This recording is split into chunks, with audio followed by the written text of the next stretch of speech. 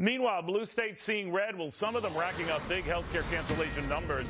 California just hitting the 1 million mark. That is a lot of people being told ta-ta, and something Republican Congresswoman Michele Bachmann warned about from the very beginning. Congresswoman, thank you for joining us. You know, when you add this up, Congresswoman, all the states that are seeing very big enrollment issues, and then a lot of people just losing their coverage outright. These are traditionally big blue states, big Democratic states, and they're in a world of hurt. What do you make of that?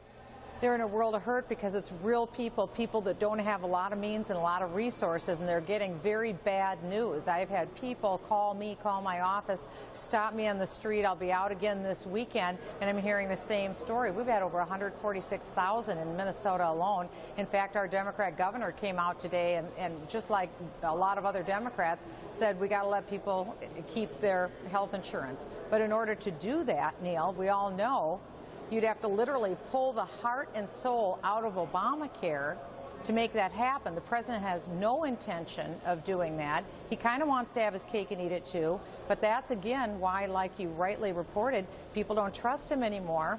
They don't see him as an honest person anymore because their lives are being negatively impacted. And now what's he going to do about it? Rhetoric won't work when people don't have health insurance. What do you think happens now, Congressman? I agree that the math is not favoring him right now, and these numbers hint of even more anemic returns, particularly the disappointing young portion who are getting into this, virtually none. So where is this going? How is this going to play out in the next couple of years? Well, it's going to be very harmful, I think, for the Democrats. That's why they're all running, screaming, looking for any corner that they can go to where they can say, gee, not me, when actually it's their fault. But I think really the most positive thing that we could do for your viewers that are watching right now is to say, look, there were 30 million people that didn't have health insurance. Here's a system for those 30 million people. But for the 300 million people who figured out another way, let's make sure we open up and legalize a completely private market and bring down the cost of health care. And then maybe some of those 30 million that didn't have health care may want to choose that rather than the government system. Because at essence what happened is health care was a private property right that we owned. Now the government wants to own our private property. It's not working so well. It's likely not going to get any better. And I think that the Democrats, if they're wise, are going to listen to the suffering of the American people now, or they could take a bath in 2014 politically. Do you think, though, that Congressman, that I know what you're saying about offering a private alternative or the rest, that the perception among a lot of Americans, particularly in these poll numbers that come out, is Congress is held to a 9% approval rating, largely on the belief that Republicans are good at ripping something up but proposing nothing of their own.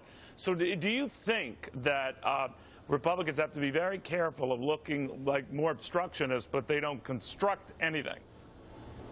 Well, our positive alternative does need to be put on the table. We've got one. We talked about it at a noon luncheon today among the House Republicans.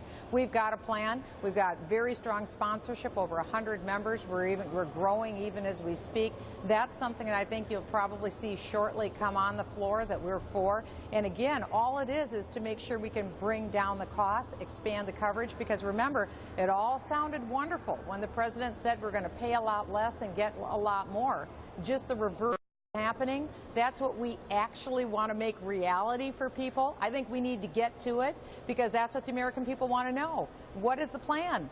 It's like the old saying, where's the beef? Where's the plan? We've got one. We need to get it out there, and let's start talking about what we can do rather than what this mess looks like. Congresswoman, thank you very much. Good to talk to you, Neil. Meanwhile, tired of American kids falling